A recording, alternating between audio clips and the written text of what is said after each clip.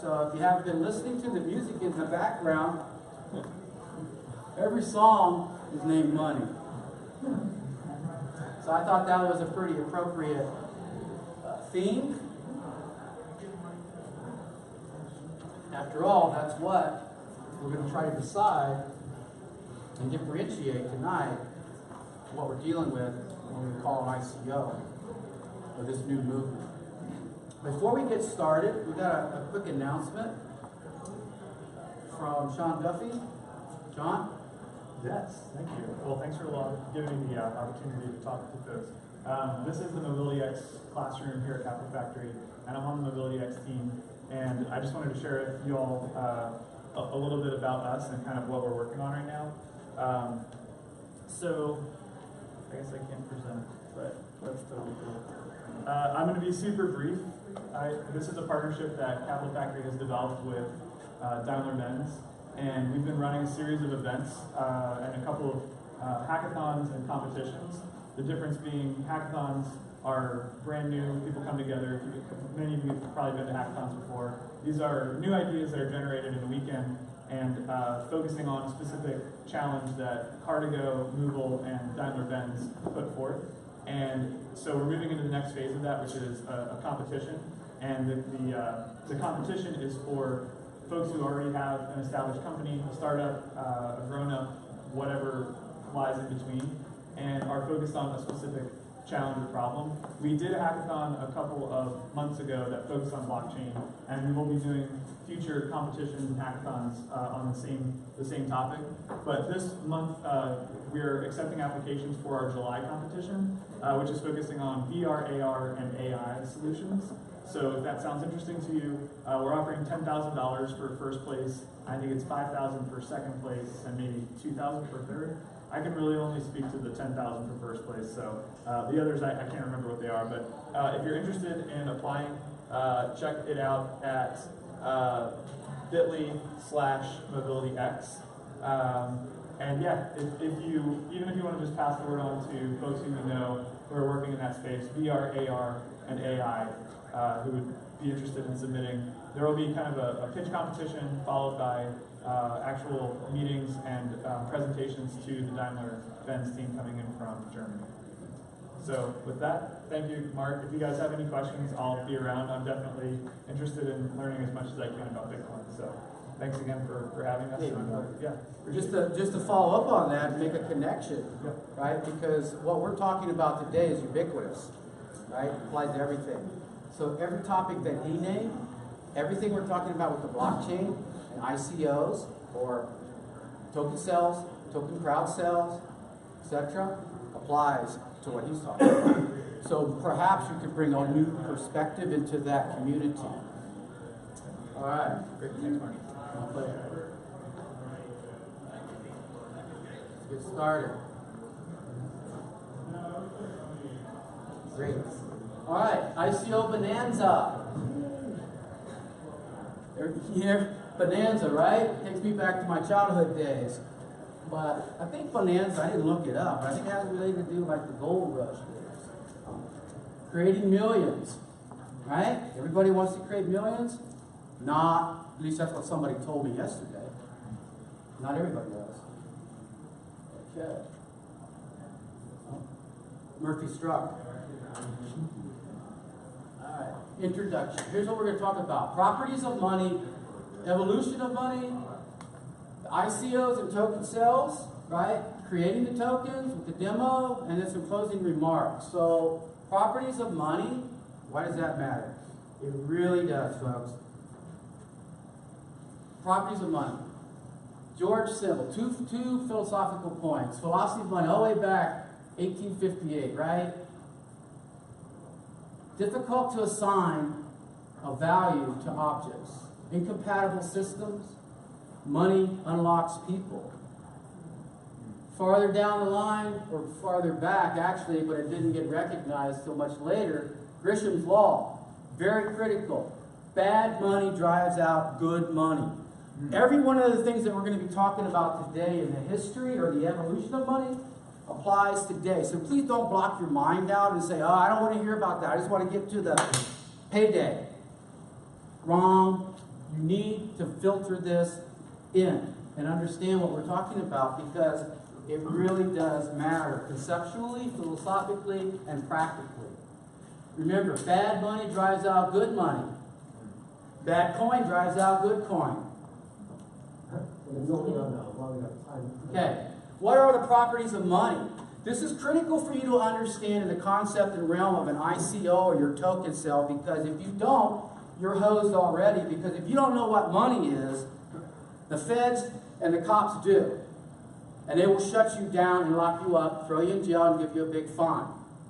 Okay, these are the 5 properties. Perhaps not all 5 of them are accepted universally, but, you know, it's a good rule of thumb. So, unit of account.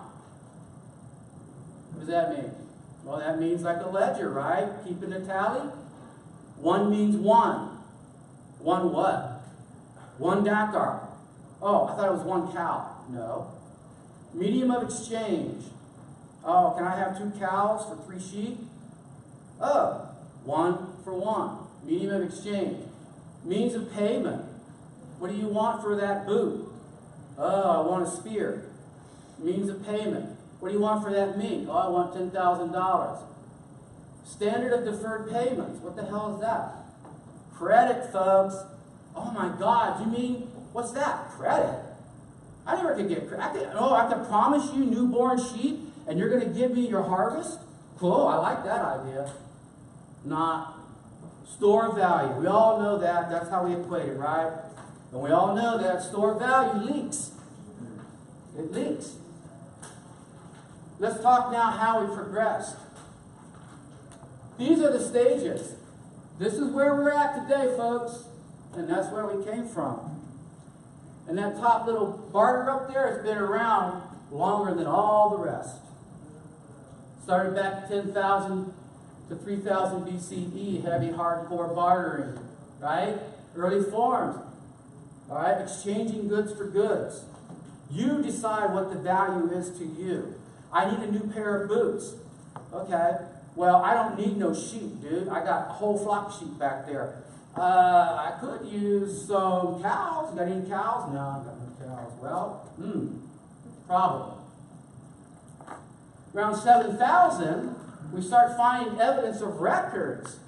So the people, the humans, start accounting things, start creating ledgers, right? I love that word. Ledgers, distributive ledgers, blockchain ledgers, ledger. All right, evidence of records. Look at this. Sumerian cuneiform. This is an account of sheep and goats. Today, this is BTC and Ether, dude. And you know what? It ain't that big. Look at that. That's nice. I can carry it around in my little sack. But it ain't going to do me no good when I go to exchange. It's just a ledger. Okay, well, we advance. You know, we get smarter. We get educated. We figure stuff out. Around 600, all the way up to 1100, we started using commodity money. What's commodity money? Right there. It's weights. Defined. Now we're going to get into that unit of account, right? A precious metal. Something of value, which is a nefarious term, but people agreed that these metals were had special qualities, right? Whether they were mystical, had powers, or whatever. Or to make armament. Whatever it was metal that was decided, right? And it was the unit that became the defined value. Right? Commodity. Something to keep track of. Well, just like today, you know, they had their issues back then too. There's always the fraudsters. There's always bad elements. People trying to game the system. So the big problem back with commodity money was debasing. Something called clipping. Literally clipping edges of the coin off. And of course, full out counterfeiting of the coins. They actually would take the exchanges. Just like today, we have exchanges popping up. Exchanges back then that started popping up because back then the commodity money meant that it was all about that metal and the weight of that metal. right?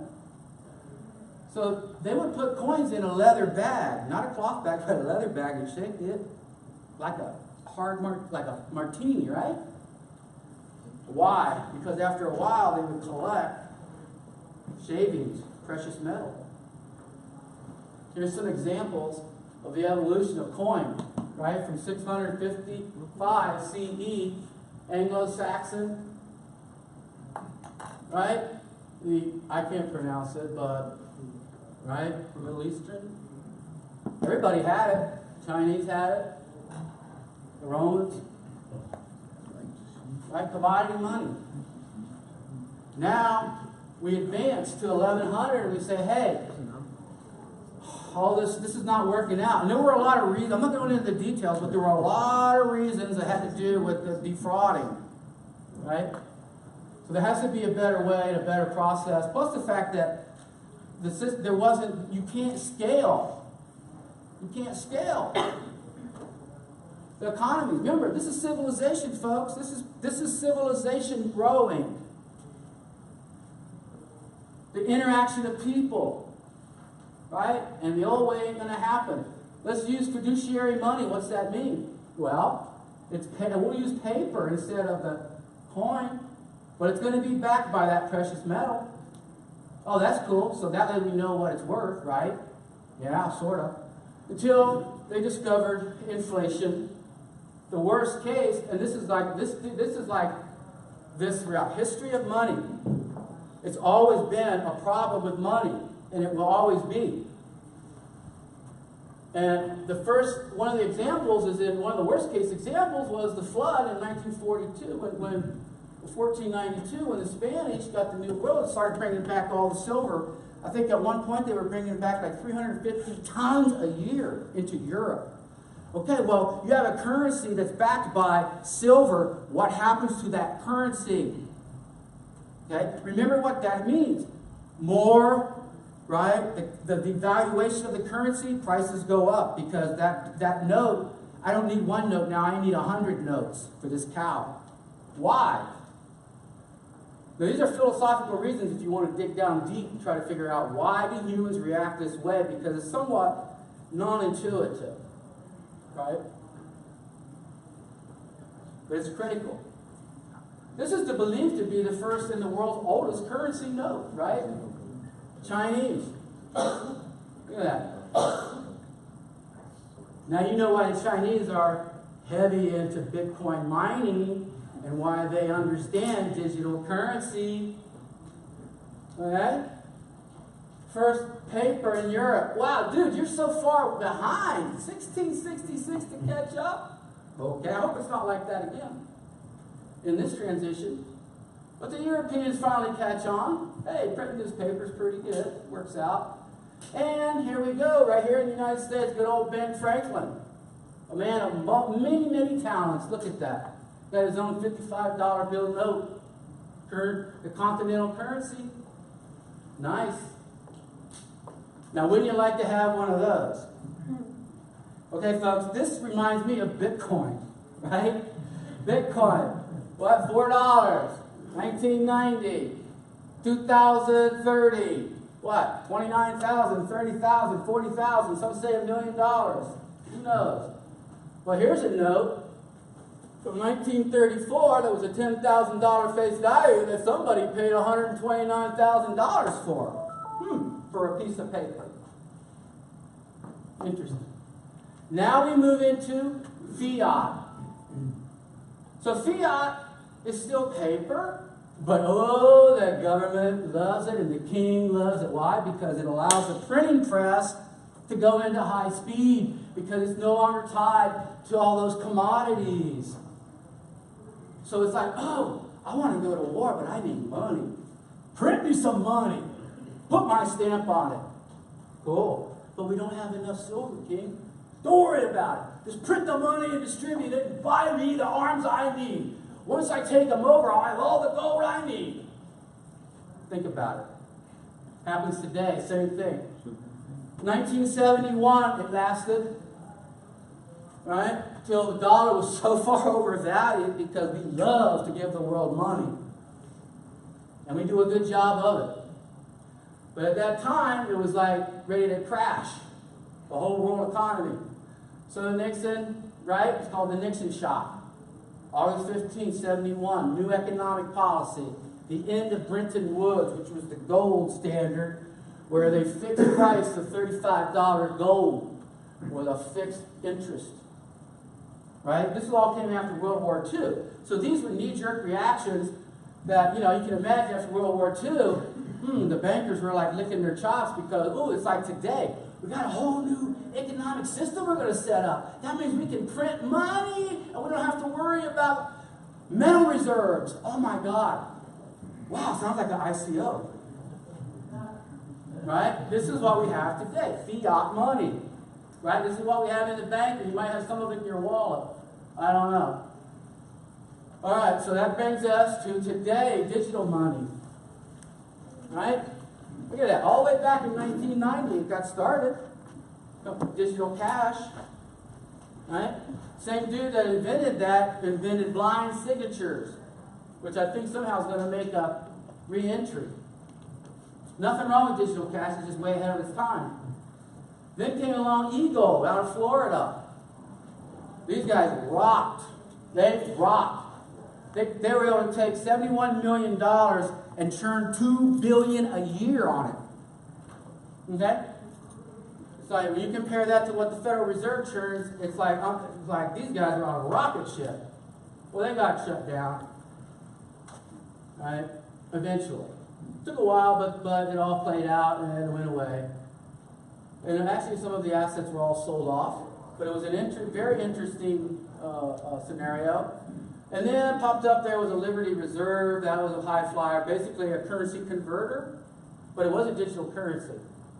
And then looky here, 2009, Bitcoin. The most successful digital currency, actually cryptocurrency. There's a difference between a digital currency and a cryptocurrency. What? The cryptocurrencies is crypto? Right. Okay. Here we go. We're getting into the weeds now. Danger, danger. Will Robinson, going back to my childhood. Right, Lost in Space. That's what it still feels like sometimes out here, right? In this new world that we're living in. Well, these are the things that you folks need to be cognizant of because you don't want your lives ruined. Securities law, financial regulations, and jurisdictional authority. I know, it sounds like Dad coming down and saying, okay, I know the party's over. But not really. All right, let's get into it. Token class. What is the token? Is it a security or is it an asset? Right? Well, you know what securities are, right? Stocks, bonds? Yeah. Assets? Yeah. A rock is an asset. If I buy a rock, you buy a rock. Yeah, you buy a quarry, you buy rocks, right? Superpower. What the hell? A superpower. Yeah, well, you have an iPhone app and you sell superpowers, right? Yeah, okay. Oil. Oh, yeah, oil. You mean like oil in the ground? No, I mean like oil that makes a computer run. You need a drop of oil to get one opcode to click. Oh, sounds familiar, like ether gas? Yeah. Things to think about. Here's what you need to understand, the Howey test, right, folks? This is what's in play today. Originated out of 46, it's all about fraud, it's all about investing, this is all about securities, right? This is when it all sort of mushroomed and the government grew up on the SEC and all that. This one right here, right? This is one sentence. If you can ingest this and understand it, you're home free. The investment of money from an expectation of profit arising from a common enterprise that depends solely on the efforts of the promoter or some third party, but not you, buying the investment or buying the asset. The court articulates this test as follows. A contract constitutes an investment contract. That's a general catch-all term the courts want to use today because, the law is like computer science. There's always hackers, right, ahead of the law, right? I mean, ahead of the computers, right? And in law, there's always criminals ahead of the law. Same thing applies. So they brought in the term instead of saying, oh, security? No, investment contract. Okay? And if it meets these definitions of security, here's what we're looking at. This is what they're going to test. This is what's being tested today in the course of being considered. Well, I don't think it's in the courts yet. It's in the legislative, or not even the legislative, the regulatory bodies are reviewing now applications, and we'll talk about that. So here's your investment. Remember, the investment of money, giving money. Common enterprise, what the hell is that? Nobody really knows. It's like hard to nail down. And it's meant to be that way, right? But there are definitions. Right? There are tests, right? But this is one of the most complex areas you need to deal with because it can eat your lunch if that day comes, right? The expectation of profits. Hey, buy my token, you're going to make $1 million, right? Buy it for $31 today, and it's going to be worth, oh my God, $400 next year. Really, even if you're naive, doing that, you can't be doing that, right? And then solely from the efforts of others. Now, this is a real tagline to contemplate because this is going to be the heart of what you decide to do and how you set up your structures, right? But the good thing is that it's not 1, 2, 3, or 4.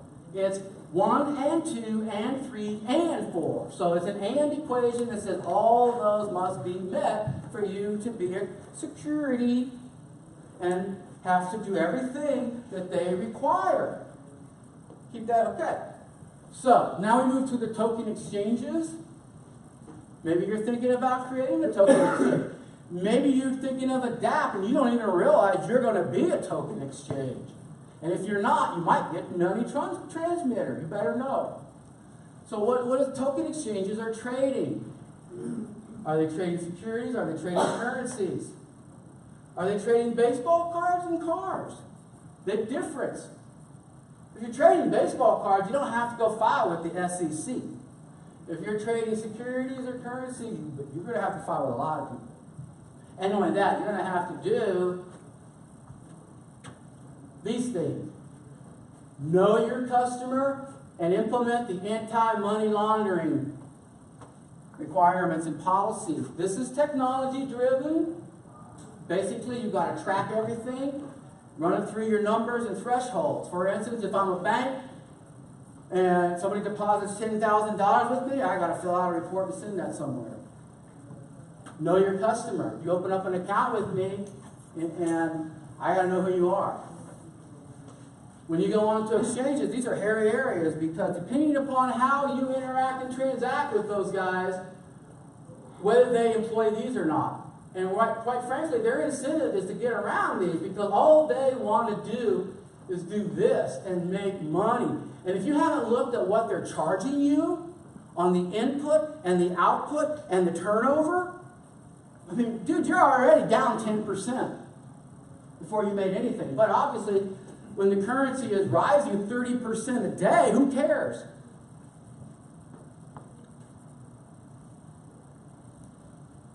So, due diligence. Where's that at? Right? Think about it. You gotta have, what's reputation? Do you care about the reputation of anyone that you're dealing with? How do you even know what their reputation is? Is it because of what you've read on a blog? Because you look at their Twitter feed and you see they got 5,000 followers that love them? What's the background check? How do you know they're not a serial fraudster? How do you know they don't have 49 civil cases against them? And then the jurisdiction. Do you know where you're transacting and what is your recourse? Are you in the U.S. and under our laws? Or are you offshore somewhere in Russia, Ukraine, China, Singapore? And you just gave your, what, you just cashed out your 401k, 50 grand, you gave it there, and it's like you ain't heard nothing for like, what, 3 months? You're worried. You're going to fly to what? You're going to fly to Singapore and track them down? All right. Same old, folks. If it's too good to be true, then it probably is. Probability's on your side. And right now, there is no visibility into those ICO walls. All right. Now we're getting into the process. What's the roadmap? I want to do an ICO. I had a great idea, and I know people will buy because they all want to see this idea come true. First thing I got to do is form an entity, some kind of organization, and then I got to write a white paper. A white paper? Yeah, dude, write a white paper. Oh, okay, I have to write a white paper. Better write some code. Do I have to write code? Well, you got to write a little bit of code. You can always like clone GitHub and, and then. And what about audit? Do you need an audit? Nah, you don't need an audit. Nobody really actually checks for an audit. But if you're going to be legit and you want to be real, then, an audit's always a good thing. It's like that seal of approval. But who's auditing you? Your buddy? Promote. Now you got to go into the promotion. Right? That's the big phase, right? Then you do your launch. And you promise everybody as soon as you launch, and you distribute the coins, you're going to target, and you're going to list that coin on an exchange so people can start trading it. Yeah. And then, sometime we'll get around to building it. Maybe. Things change, right? And then, of course, if we do get it built because we're legit, we actually had an audit, right? We actually have code, right? And our white paper is not a marketing document, but it's actually almost like a book. Right? And then we run it. And all the token holders get to participate and have fun. And do what? No, let's figure that out. I mean, we all intrinsically know what we think. So what's happening today? Token crowdsourcing. That's what a lot of people are using, right? Token crowdsourcing. The professionals. You'll never see a professional use the word ICO. Okay? Why? Okay, how do you catch mice? You have cheese in your hand, and you hold it down here, right? And then they'll come eventually. I go to Corpus Christi, I go out on a balcony with a piece of bread, and the gulls come. Same thing. Hedge fund, legitimate uses of token crowdsourcing, right? And this is, to me, a very valuable area of actual value to society. And this is like one example where there's a hedge fund. Now you know what's a hedge fund. Is that any value to society? Right? But my point is that there is an actual hedge fund that started. It was actually at the recent Coin Summit, or whatever the hell it was called. Numeri, whatever. But they had a crowd sale, but it was an internal crowd sale. It didn't go into any of these areas that all these other crowd sales are doing with fiat. Give me your fiat. Remember what the fiat is? That's the dollars in your pocket. Okay? But if you got Ether, I'll take Bitcoin too. Because the first thing I do is I go to my backroom exchange partner and say, okay, I got this Ether, give me USD. I got this Bitcoin, give me USD. And I take that USD and I put it into my US bank account. But the future can be this. And it will be this. Because as bad as this seems, it's not going to stop this movement. You saw the evolution of money. Okay? It's going to happen. There's too many efficiencies. A business and its employees. Non-currency internal utilization. I've talked about this in other technical meetups as an example. I go to a company, I get hired. They have a mint. They mint me a wallet full of 1 million of that corporate coin that I use while I work for this corporation. And everything I do in that corporation, I use my corporate wallet. And my corporate wallet transacts with the corporate blockchain, right? And transacts these tokens, which are accounting nuggets that track what I do inside that corporation at a level unheard of. Because it's in the packet flow, and it can be captured, and it's tokenized, right? I mean, it's just explosive, but no one sees this yet because this is way out. Right now, we're at the gold rush days. What you folks feel is exactly what was felt when the gold was discovered west. And you couldn't wait to go west. Right? It's like, why am I staying here? I want to go west. I just got a letter. Or my uncle just, oh my God, he got a load stop. I'm going west, Bob. All right, what do you end up doing? You end up working in a saloon. Right? Somebody sells you, oh yeah, I got you here, look at Johnny. I got you a gold digger kit here, buddy. And I got you a mine. You want to buy a mine? All right, here we go. But those are legit. They will get shook out. All right, now let's talk about right now what's happening, this mania. Gnosis, a prediction market. Legitimate idea. Actually pretty fabulous when you think about it. It's like the consensus of theoretically all the experts in the world coming to a consensus on a question. Wow. Sounds pretty powerful, right? A lot of people thought so. They're valued right here now. Right? Current, I don't know what that was the current price last week, whatever at the time. But dig into the numbers, folks. Get through the curtain. What's the free float here? 12.5 million of their coin. Right? 400,000 G&O sold. Wait a minute, there's 10 million that were minted. What happened? Oh, well, look here. The developer's holding 9.6 million. Times what? Oh, but he promises that 99% of them will be locked up for 1 year. Yeah. What you're seeing here is a trend. A nebulous emulation of our traditional markets. And they're evolving. Okay? It started out to be real simple, the deals. Now the deals are getting more and more and more complex as far as how the tokens are sold, how they're distributed, how they're valued, how they're redeemed. I mean, this happened yesterday, right? You ever hear about this? You should. Bancor set the record. All right? The Dow had the record. Everybody remembers the Dow that got cracked and tanked. Right? But looky here, they broke the record, 152.3 in about 2 hours. There's a story here.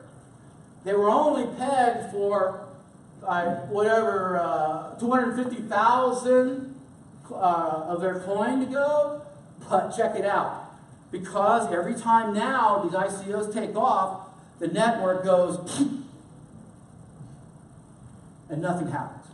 So what happened was, remember Ethereum? It's a bunch of nodes. So the limit was not hard-coded in the contract. So it had to be passed. So the developers passed the limit and said, run it for an hour and shut it down. But what happened was, as soon as this thing kicked off, it was like a herd. And the system was just frozen. So none of the nodes were able to receive the update. So they never updated their contract, and they just ran. Now think about that. Whoa. Gee, that means I sold a lot more than what I was intending to sell. But obviously in this scenario, that's sort of good, right? I mean, you're not really harmed because what that means, you just got more fiat to put in your bank account. But in another scenario, in a legitimate scenario where you have obligations, what happens when you oversubscribe and you oversell? Bad things happen. But not in this world. But my point is a technical point. The network is immature, folks. All right, look at here. Only 10,000 buyers. My God, come on, right? What happens if that was 1 billion buyers? 15,000 transactions. Really? It's like, this gives you a glimpse of some of the systemic performance issues that you may want to get rid of. But you know what? When you pull out your real plan, they're going to hit you, because if you think you're going to jump in a Ferrari and take off, dude, guess what? I got a go-kart over here, but it's only got 3 wheels. Well, that's the best I can do. Take it or leave it. You'll take it because you want to get down to that quarter and buy that coin. Or sell the coin before it crashes. So here's what they sold of their currency, their coin, which are, these coins are called sub-currency. Sub-currency. Sub of what? Ether. What does that mean? That means that whatever you do, you are tied to ether. And whatever ether does, you will inherit. The top holders, oh wow, it seems like a trend. They keep 83%, 66 million tokens. They sell 50 to the public, and they hold 50. Okay, here's what's happened. Look at this. ICOs from 6 to 147. So we're looking at in 1 year's time, a 2,300% increase in interest. Blockchain financing. Early stage investment. Just look at the blue line. This is second quarter 2017. First quarter 2017. I guess the VCs haven't come in yet, but whatever. I mean, we're really interested in this blue line. Token sales.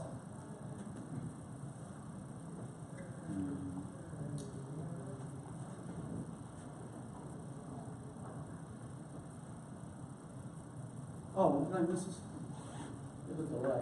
Oh, token sale market. This was another take, a perspective on it. Amount raised, token sale amount raised, right? And number of token sales. Huh. That's interesting. Maybe fourth quarter? I don't know. Here's a little comparison of companies, traditional venture capital investments, and your ICO. These guys decide to go ICO. But I noticed when I look over here, there's like a company, the Storage J. They're a hybrid. They took $3 million in venture, but they just had an ICO sale and they raked in like $21 million or something. You know, they did a very, very good sale. This is all about decentralized storage. And it is it's on a path to become the storage layer for Ethereum. That's their goal. Now this is a break. This is important because this is a traditional Web 2.0 company that's very successful. It's a unicorn. The founder is a billionaire. The company is worth several $1 billion. Right? They give Facebook a run for their money, sort of. I don't know. I mean, 300 million users, right, compared to Facebook, but still, 300. Who doesn't want 300 million users? Especially if they're going to give you fiat coin for your coin, right? Well, obviously, the founder woke up. He reminds me of Bill Gates, but he's faster. Bill Gates, right, didn't see the web coming. Web hit him upside the head. Right? Netscape, whoa, browsers, whoa, you guys turn around and get on that stuff. IE, Internet Explorer, right? So they did this, right? This guy ain't waiting. This is a young millennial. He already sees it. He says, whoa, this is really cool stuff. But what he sees is not this illegal get-rich-quick stuff because what the hell, he's already rich, right? What he sees is an opportunity to build an ecosystem, a community within his 300 million users, where people in his mind, like one of the examples is, I don't know if this is good or bad, folks. I don't want it to be my kid. People can sit home and create mojos and earn a living. I ain't saying that's bad, because if you're making $1 million a year selling mojos, who am I? Yeah, and it's probably the way it'll happen too, because, right? I mean, I'm old school. It's like, what, a mojo? I mean, but the kids, it's like, it's everything. In fact, there's an ICO coming out for what else? Mojos. I swear to God. Yes, it is. I just read it the other day. There's so many of them, I can't keep track of them. The hardest thing putting this together was filtering it. All right, so the point here is that what I'm saying is everything you're seeing today is all these cypherpunks, right? All these kids and guys and girls that came out of the Bitcoin and all the eclectic nature of that community. And they do these startups. But now, unfortunately, it's going more mainstream. Because now when these 800-pound gorillas start stepping into the arena, so what's going to happen when Facebook finally decides to do an ICO? Or Google, or whoever. Unfortunately or unfortunately, this is very religious and political and moral, believe it or not, to people. What do you mean by off-chain on that slide? Oh, on this, I'm glad you brought that up. I made 2 notes. Oh, okay, so here's what's making these guys different, and they're showing us a model, guys like me, architects, how can we, what can we do about this problem that we have? And what they're saying is, they're going to use Ethereum for settlement. They're going to do their own in-app transactions with their Ether or their coin, right? And then they're going to pump it out to their own cloud-based giant scalable cluster to do the private blockchain type of work, and then package it up like a set of books, and then ship it over to Ethereum and just let Ethereum deal with the settlement aspect of it instead of running the transactions, because the developers know there's no way you're going to run a messaging app on Ethereum. I mean, the latency is not there. Okay? And I don't know about you, but every generation gets faster and faster and faster on the information uptake. All right? So it's not about, you can't, you know, I mean, a sub-second pause in your app and they're gone. You can't have that. But you need to collect the transaction. So they're going to be, so he's showing you, he's a bit pioneer because he's going to pretend, and then, oh, they're not stopping because they already said, oh, well, we will build our own blockchain. So they see something that I see, okay, that Ethereum may not be the end all at the end of the day. What's happening? How do you do these things? ICO structures. What kind of structure? So these are the different silos that are developing with some companies. So there's like a pre-IPO funding round. A lot of people don't like that because they claim it's not fair because the whales get the big block of coin. Right? That's not fair. Because then you see a lot of little guys on the web, you know, going to Reddit, it's like, dude, I couldn't even buy a coin, I couldn't get in. So the little guy's getting squeezed out. Right? Also, what people don't know is on the back end, a lot of these exchanges are front loading them. They're like, hey, yeah, give me that big block. I'm going to take that big block, and then I'm going to double the price and sell it on the exchange. So, folks, nothing new is going on. All right. If people can collude for their benefit, they will, especially when there's no oversight. And humans have an amazing way of rationalizing the irrational. Right? Oh, I'm not committing a crime. I'm doing humanity a favor.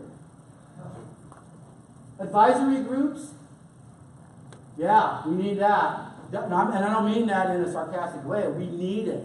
Unfortunately, a lot of these advisory groups are the, come on, I want to advise you well. I have $15,000, oh, $15,000, $25,000 is my fee. But don't worry about it. I'm just going to take 25% of your coin.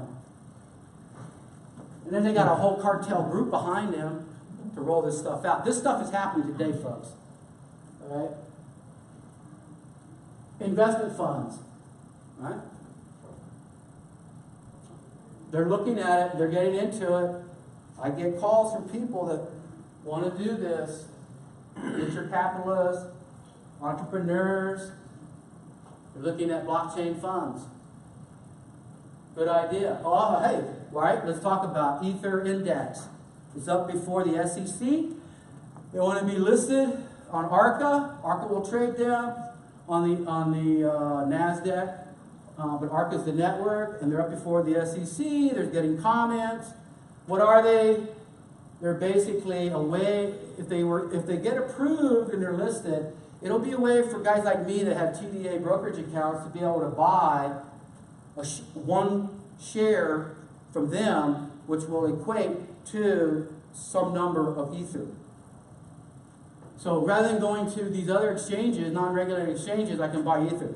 All right, well, that sort of raises a lot of questions and there's a lot of debate because it's sort of like, well, I don't get it. So you're buying a black market good from a legitimate bank.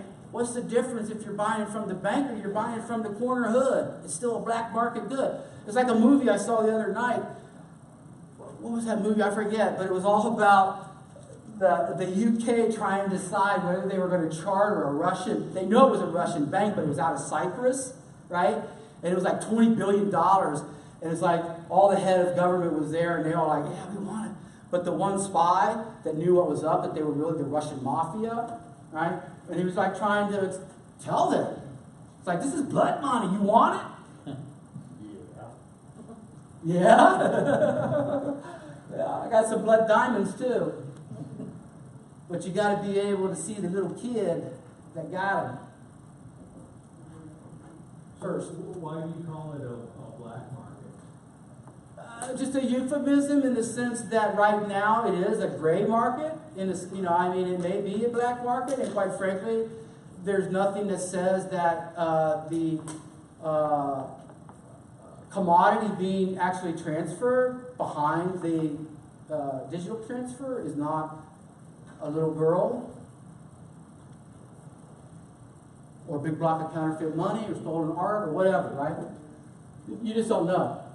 Legal requirement. But obviously those are decisions you have to make, right? And if you're a banker, it's like, okay, well, that's why I have anti-money laundering and know your customer. And that's it. I don't care. Right? That's for the Fed to worry about. Yeah. So Jim Cramer alleged that Europe's banks were buying Bitcoin in order to pay off ransomware. Right. Do you know if there's any truth in that? Oh, yeah, it is true. And them and many others. A lot of American corporations are buying right now as well. But they're not buying it through these exchanges. They have back channels that they're buying it from.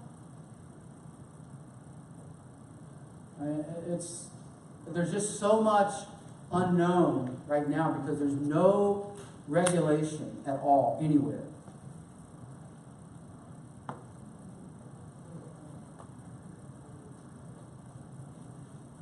I mean, it could be also, with the recent developments with Russia, right? I mean, it could be the Russian bank is working up too. So.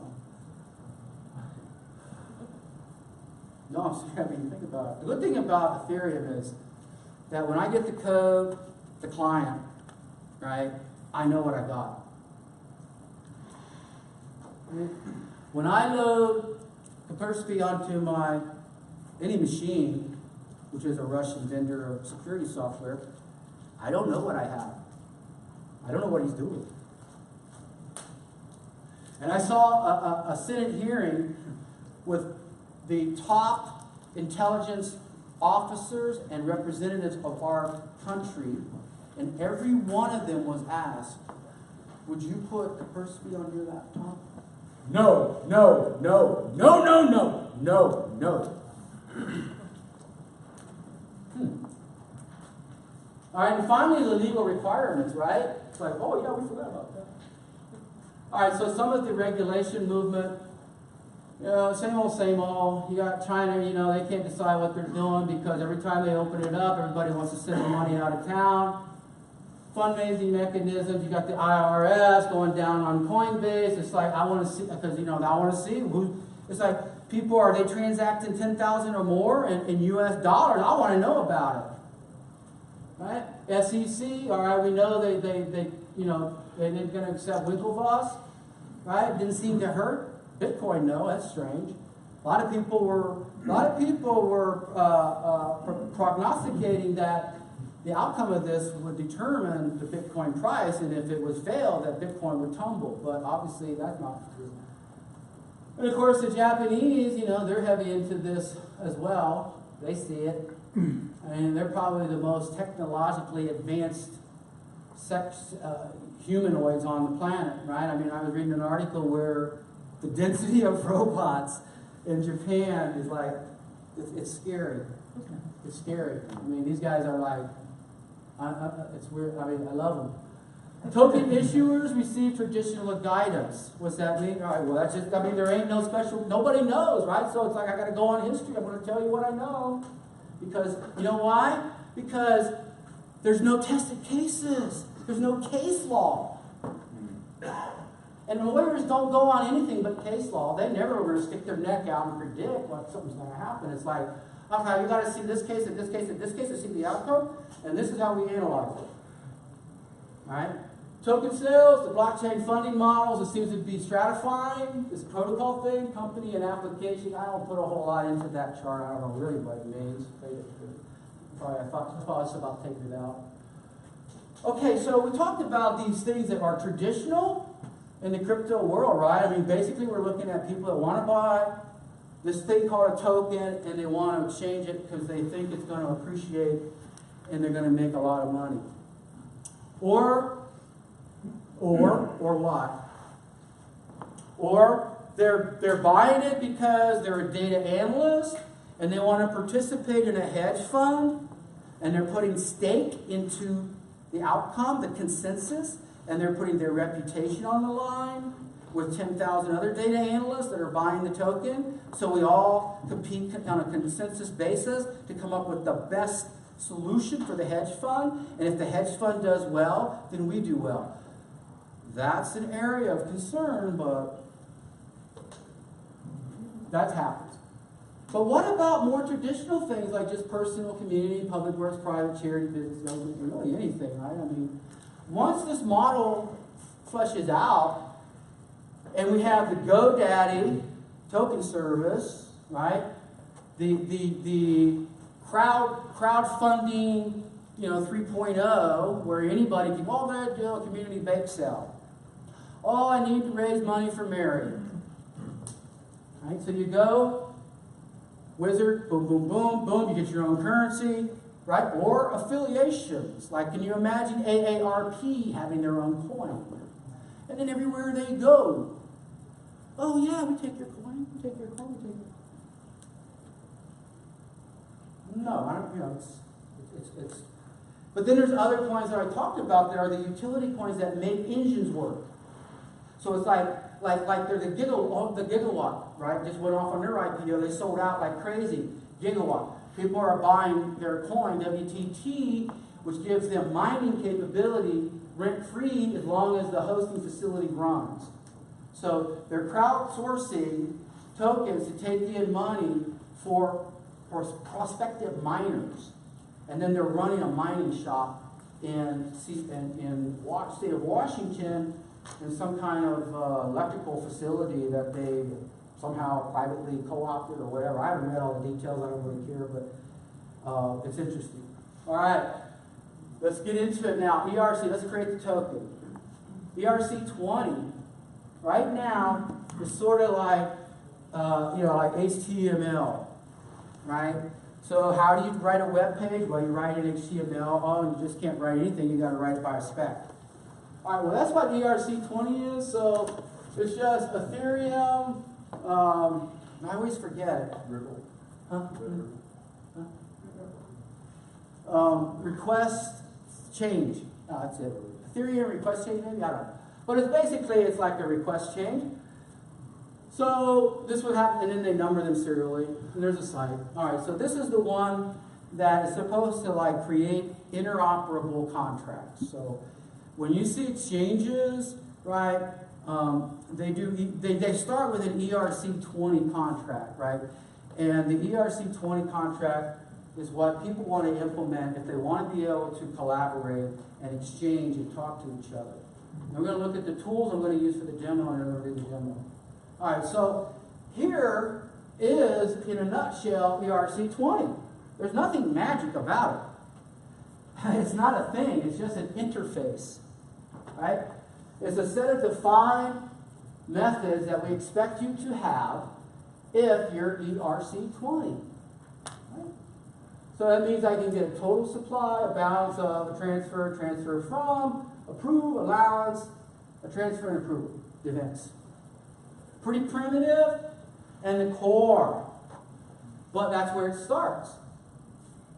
And that's what you need to know and understand, because everything from here on is just an expansion of this.